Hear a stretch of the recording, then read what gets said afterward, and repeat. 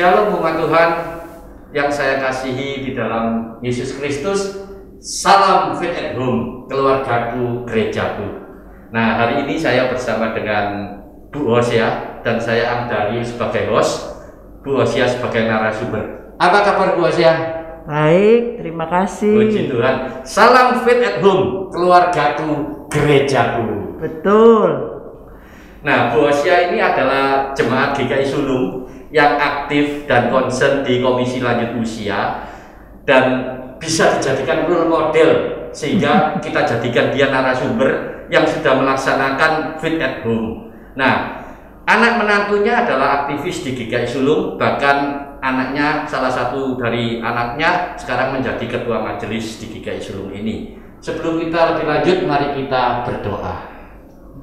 Tuhan, terima kasih Engkau memberikan kesempatan pada hari ini untuk kami melaksanakan podcast bersama dengan Bu Hosea. Semuanya ini kami kerjakan karena kami ingin menyenangkan hatimu dan kami ingin memberi berkat dan menjadi berkat bagi banyak orang, terutama untuk kaum lanjut usia. Terima kasih Tuhan, di dalam nama Tuhan Yesus Kristus kami berdoa dan mengucapkan syukur. Amin. Amin. Realita kehidupan Kristen saat ini ada masalah, yaitu masalah dualisme, yaitu pemisahan antara ruang yang rohani dan ruang yang duniawi. Orang tua lebih menekankan atau memprioritaskan pendidikan secara intelektual daripada pendidikan rohani. Pendidikan rohani peranannya diserahkan kepada gereja. Nah, panitia Bulan Keluarga 2021 ini mengambil tema Faith at Home, keluargaku, gerejaku, untuk mengajak umat Tuhan untuk menghadirkan fungsi gereja di rumah. Tugas gereja memperlengkapi dan menyediakan bahan-bahan atau kurikulum supaya tiap anggota keluarga yang mungkin terdiri dari ayah, ibu, anak, menantu, dan cucu bisa menghadirkan gereja dalam keluarga, sehingga fungsi gereja bersekutu, bersaksi, dan melayani itu bisa dihadirkan di rumah. Nah, pada hari ini kita mengambil tema rambut putih, mahkota yang indah. Nah, ini Bu Hosea, apa bisa dijelaskan rambut putih, kenapa disebut rambut putih mahkota yang indah? Saudara-saudara, memang ketika kita mengambil satu tema, rambut putih itu biasanya hubungannya dengan orang yang sudah usia lanjut. Jadi orang yang sudah ubanan rambutnya putih. Tetapi Alkitab berkata rambut putih adalah mahkota yang indah. Cuma tidak mandek sampai di situ loh. Ya, rambut putih adalah mahkota yang indah kalau didapat pada jalan kebenaran. Jadi saya merasa Pak Dario, orang usia lanjut itu punya peranan di dalam menghadirkan iman di dalam keluarga. Jadi jangan sampai sebagai orang usia lanjut rambutnya sudah putih, kita itu tidak punya peranan apa-apa di dalam kehidupan beriman, percaya kepada Tuhan di dalam keluarga kita. Dalam hal ini Bu, kalau kita melihat lanjut usia itu kan bisa dibagi beberapa kategori. Minimal ada 3 kategori.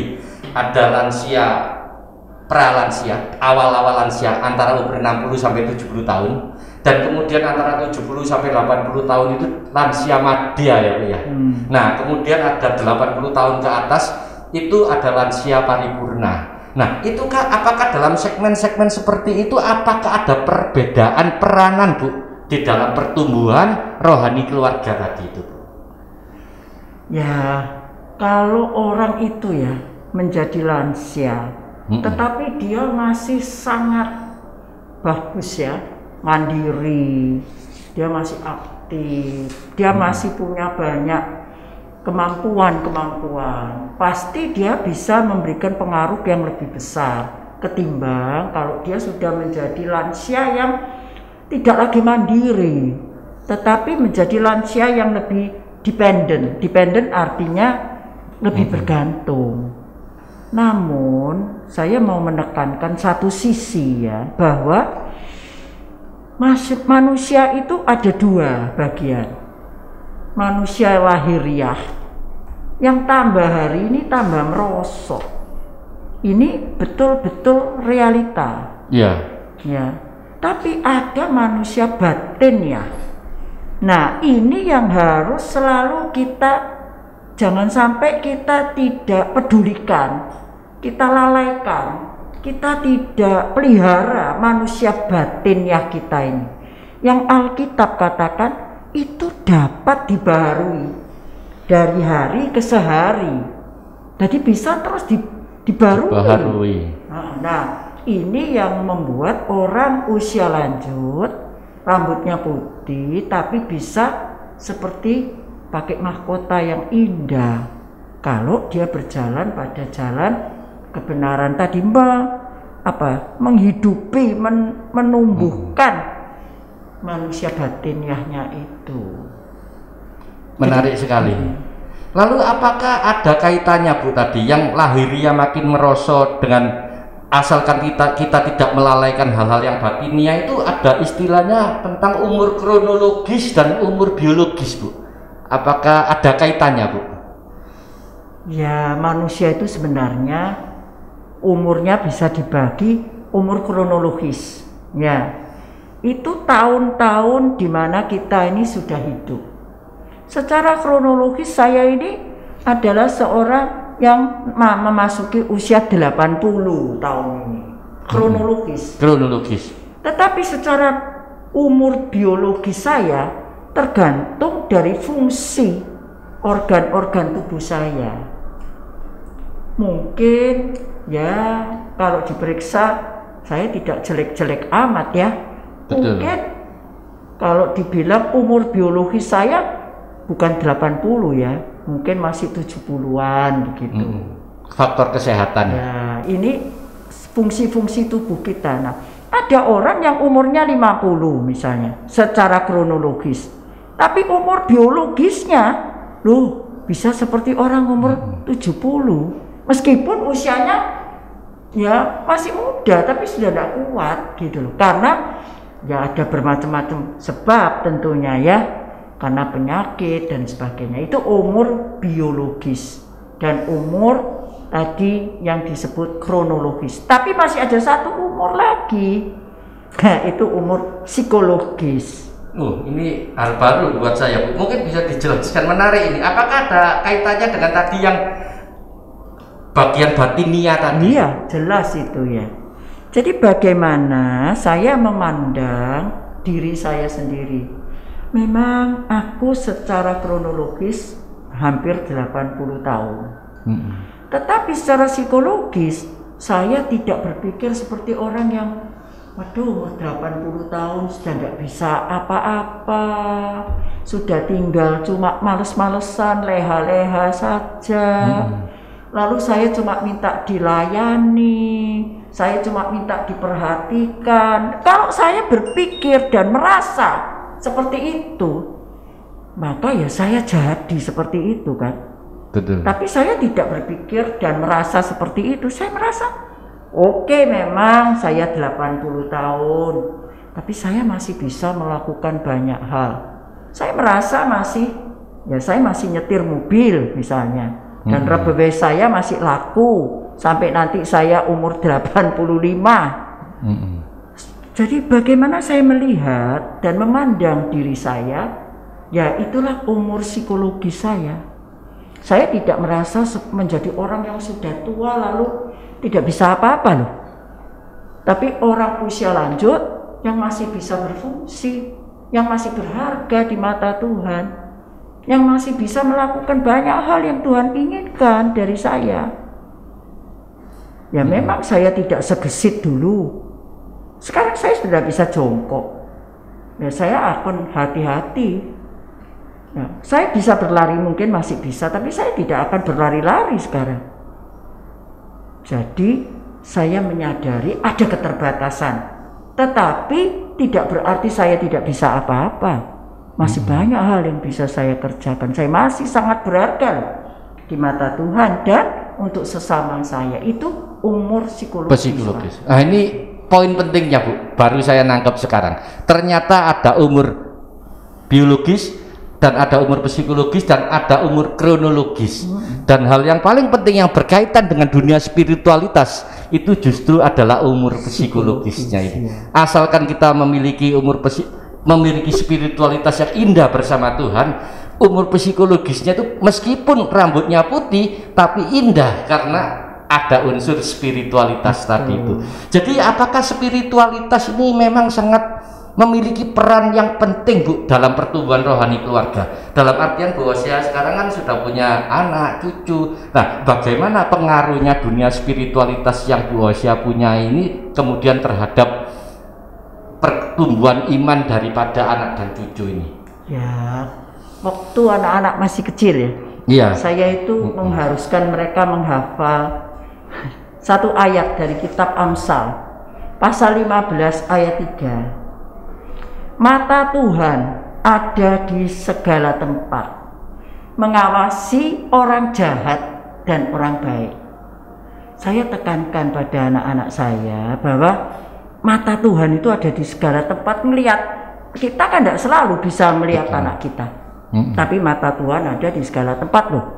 Ngawasi, lah yang diawasi itu yang nomor satu sing jahat, karena yang baik itu Tuhan tidak terlalu peduli karena Yesus baik gitu loh. Tapi yang jahat diawasi loh sama Tuhan. Nah, itu membuat anak-anak menurut saya firman Tuhan itu karena harus dikatakan seperti itu. Mereka jadi tahu bahwa mereka harus hidup itu jujur, takut sama Tuhan. Mata Tuhan ada di segala tempat, jadi jangan bohong. Hiduplah dengan baik, dengan jujur. Ya. Dan saya merasa itu salah satu sebabnya mereka, ya misalnya berhasil di dalam studi mereka tidak, ya banyak orang misalnya nyontek apa itu, mereka enggak nyontek gitu. Mereka lebih memilih untuk takut kepada Tuhan, berjalan pada jalan yang betul. Nah, itu waktu masih kecil. Nah, ketika mereka sudah semakin tua, semakin besar, sekarang kan sudah besar-besar semua. Ya, mereka menyadari bahwa tanpa Tuhan tidak ada apa-apanya loh. Betul-betul tanpa Tuhan tidak bisa apa-apa kita. Berarti Ulangan 6 ayat 6 dan 7 ini mungkin secara langsung atau secara tidak langsung dipraktekkan di dalam kehidupan sehari-hari semenjak anak-anak masih kecil. Harusnya memang begitu, supaya mereka punya satu kesadarannya. Hidup ini satu hari mesti dipertanggungjawabkan, tidak main-main gitu loh ya. Jadi mereka harus sejak kecil dibawa kepada pengertian bahwa ada Tuhan yang betul-betul mengasihi mereka, tetapi yang juga sungguh-sungguh mau ngatur hidup mereka gitu. Tapi kalau enggak, nah mereka bisa jadi apa nanti kalau enggak takut sama Tuhan?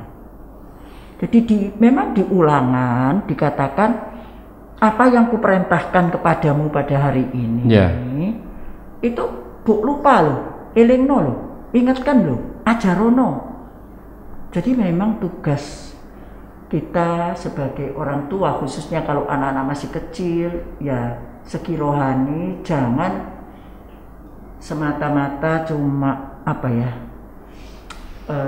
diserahkan kepada gereja. Jadi waktu anak-anak masih kecil ya, tiap pagi itu memang tidak lama kami duduk bersama gitu, lalu kami berdoa. Hari ini papa yang mimpin, besok mama, besok kode, doa satu-satu. Terus ditanyain, hari ini kamu ada ulangan apa? Nah, terus didoakan, nah, terus berangkat sekolah. Itu dikerjakan dulu waktu mereka masih kecil. Tapi ketika mereka sudah mulai SMP, ya wis tidak bisa itu lagi. Sudah karepe dhewe habis semua, sudah saat teduh sendiri-sendiri sudah. Nah, sekarang Bu, peranan Bu Osia ini kan sudah anak kemudian ke cucu. Kalau sekarang ada pertanyaannya seperti ini, kalau yang lansia itu kemudian peranannya terhadap generasi yang ketiga itu peranannya apa? Kalau tadi kan bisa mengumpulkan anak-anak, itu kan relasi antara orang tua dengan anak. Tapi kalau sekarang relasi kakek nenek dengan cucu, yang kalau saya lihat Bu Osia ini kan tidak tinggal satu rumah, tidak stay together, tapi terpisah. Nah, apakah bisa peranan iman itu, peranan spiritual itu masih ditularkan kepada cucu? Ya gini loh, nah saya akan sering ngirim artikel kalau bagus gitu, karena cucu-cucu kan punya smartphone semua. Jadi saya kirimi artikel yang bagus ya, kalau ada foto yang bagus dengan kata-kata yang inspiratif, yang itu tak kirimi, anak-anak tak kirimi, cucu-cucu terutama tak kirim. Lalu saya selalu tanya, apa yang mak mesti doakan buat kamu, sehingga mereka punya kesulitan itu mau sharing. Mak, aku mau ujian. Mak, aku ini nanti mau apa? Ada pertandingan. Ya, aku mau mencoba mendapatkan beasiswa. Ya, saya doakan. Jadi tugasnya banyak sekali. Kira-kira aku bisa selesai apa enggak? Ya, didoakan. Jadi apa? Mungkin karena hubungan ya Pak ya. Relasi. Jadi saya membuka diri, tanya sama cucu. Apa yang mak bisa lakukan mendoakan kamu? Kamu punya masalah apa? Ya. Saya kasih contoh saja sedikit. Cucu saya mau kuliah ke luar negeri. Ya apa ya mak? Itu ya sekarang doa sama Tuhan. Ayo doa. Nah mak doa ini apa? Mak doanya gini. Kalau kan kami tidak tahu masa depan Bapak. Yang tahu masa depan itu kan engkau Bapak. Kalau Bapak memang berkenan cucu saya ini belajar di luar negeri, dan menurut Bapak yang tahu masa depan itu, kehidupan cucu saya di luar negeri itu akan baik. Secara fisik dia akan makin sehat, secara mental dan emosional dia akan semakin bagus kepribadiannya itu. Secara sosial dia akan mampu bergaul dengan baik di luar negeri, adaptasi. Dan secara spiritual dia lebih bergantung kepada engkau. Kalau 4 hal ini menurut Bapak baik buat cucu saya, mohon Bapak luruskanlah jalan. Karena kami ini seperti di Amsal 3 ayat 5 dan 6. Percayalah kepada Tuhan dengan segenap hatimu. Janganlah bersandar kepada pengertianmu sendiri. Akuilah Tuhan dalam segala lakumu, maka Ia akan meluruskan jalanmu. Bapak, kami berpegang pada ayat ini. Maka kalau betul-betul Bapak berkenan, luruskanlah jalan bagi cucu saya. Tapi kalau enggak Tuhan, tutuplah semua jalan. Waduh, cucu saya bilang, ditutup Pak semua jalan. Iya. Belajar untuk beriman dan belajar berserah itu kayak gitu. Sudah, lalu mulai kan semua persyaratan kan harus dikerjakan. Pergi ke Jakarta untuk ngurus visa. Wih, visa enggak keluar-keluar. Katanya 15 hari kerja, 20 hari kerja enggak keluar. 1 bulan sebelum keluar. Waduh lah, kapan ini? Waktunya untuk beli tiket, waktunya untuk nanti ada orientasi studi. Waduh, barangkali tidak boleh ya. Ya sudah, tidak boleh juga jangan ngersolo. Jangan kecewa. Jangan kecewa, karena tadi sudah berserah toh. Betul. Ya memang Tuhan kita kan memang Allah yang luar biasa. Tak pernah terlambat, tak pernah kedisian. Kelihatannya ya, lambat tapi tidak terlambat. Iya. Wah, tepat waktunya ya semuanya berjalan dengan baik. Lalu dia bilang begini lagi, saya belum pernah ke Eropa dan saya sendirian ini ke sana. Terus kamu butuh apa? Aduh, kalau boleh ya Bapak, saya minta teman from Indonesia sampai di London itu bisa ada konco. Dan Tuhan menjawab, diberi teman dari Bandung sehingga mereka bisa naik pesawat yang sama, the same day, terus karantina di sana, the same hotel. Nah itu cucu saya melihat tangan Tuhan yang menolong dia mendapatkan teman seperti itu. Belajar bergantung kepada kehendak Bapa itu memang lewat peristiwa-peristiwa seperti itu. Nah, saya berpikir ya, kita orang usia lanjut ya selalu bisa mendoakan cucu-cucu kita loh. Anak-anak cucu-cucu kita tuh mesti kita doakan. Begitu juga gereja, bangsa, negara. Nah, kalau enggak terus siapa yang mendoakan kan bukan kita yang tua ini. Ya, dari sharingnya Bu Osia tadi ini saya menangkap begini, yang meskipun kita ini lansia, yang penting kita ini ada upward dengan Tuhan ya. Relasi kita yang upward dengan Tuhan. Lalu kemudian menjadi kata-katanya Tuhan itu masuk di dalam diri kita, inward, dan kemudian outwardnya itu kemudian kita bisa berrelasi dengan orang tuh, kita bisa melihat bahwa tangan-tangan Tuhan itu yang menolong luar biasa. Mungkin bisa dirangkaikan lagi, Bu.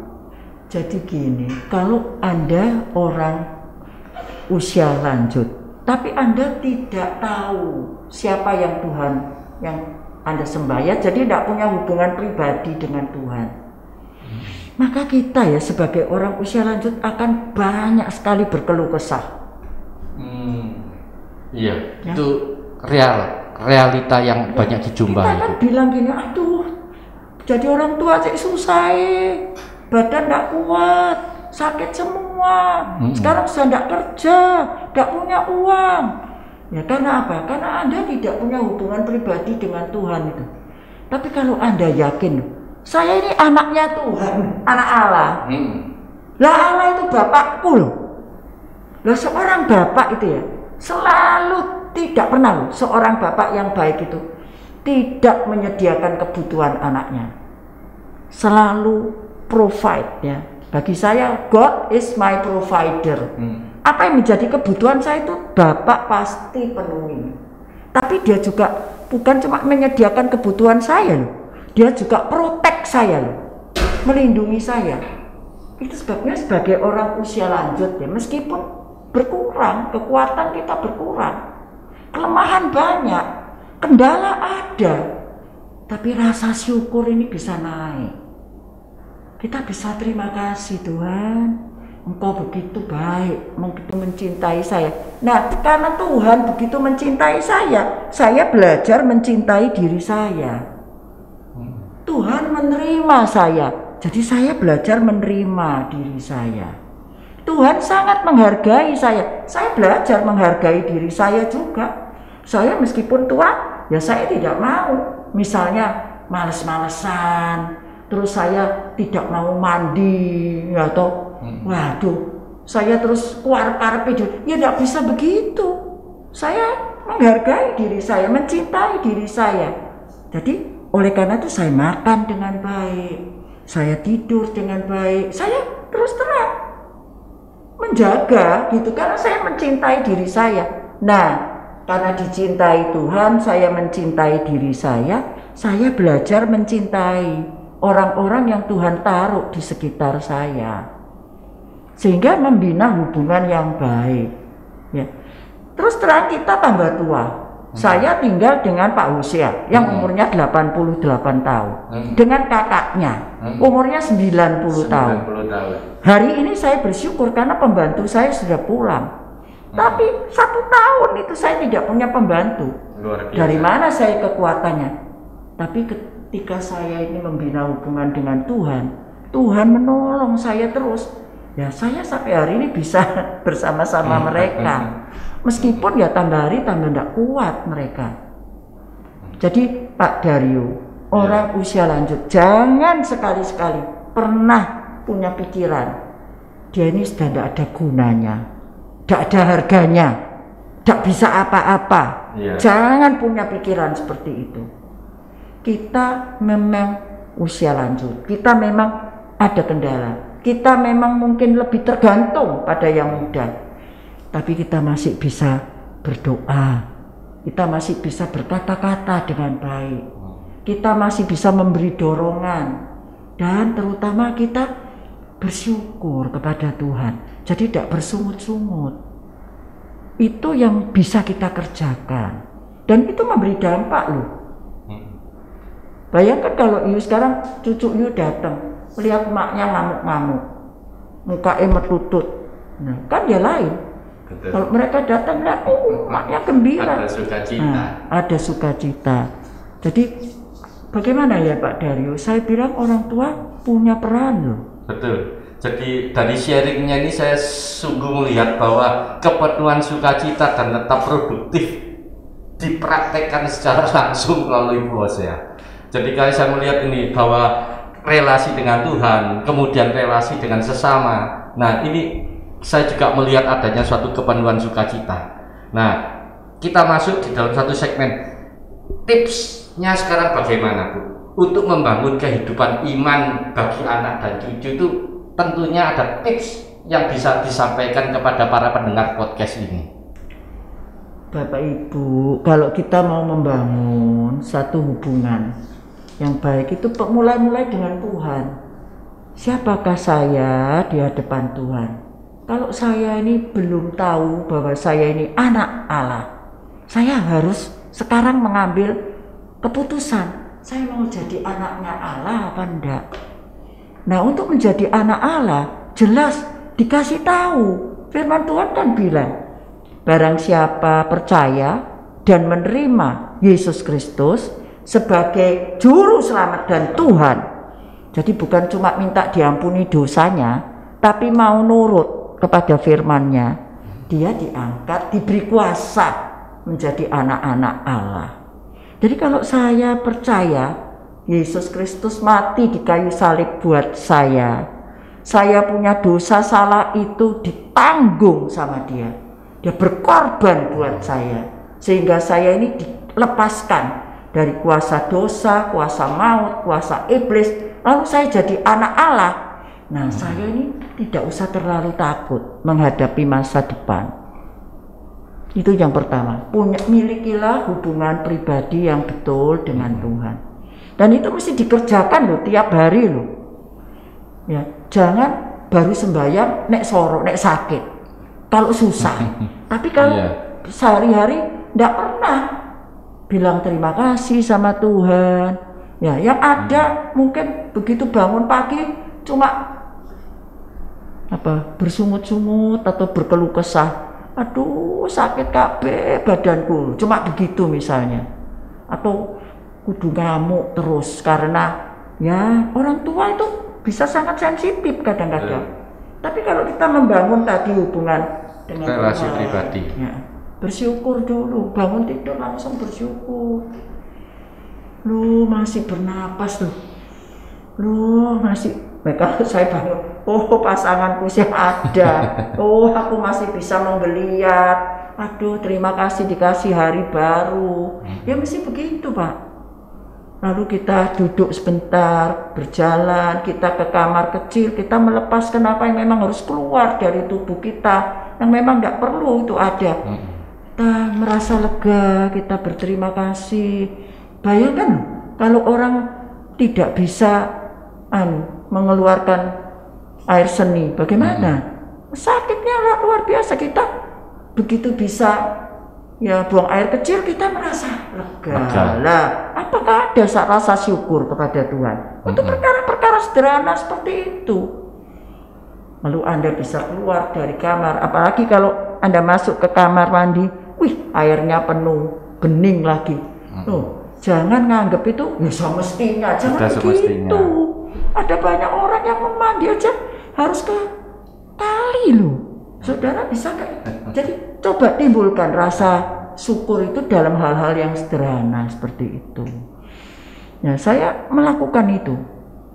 Dan kami ya orang tua 3 ya, saben jam 9 kita duduk bersama untuk menyanyi memuji Tuhan. Itu menjadi sesuatu yang menurut saya itu bisa kami kerjakan karena COVID loh. Waktu belum ada COVID enggak begitu kita loh. Kita sibuk semua. Ayo, hari Senin saya sudah punya schedule apa, hari Selasa. Tapi sekarang kan stay at home all the time. Ya sudah. Jadi pakai jam 9 sampai jam 10 nyanyi-nyanyi muji Tuhan. Sambil ya menyanyi sambil tangannya digoyang-goyang.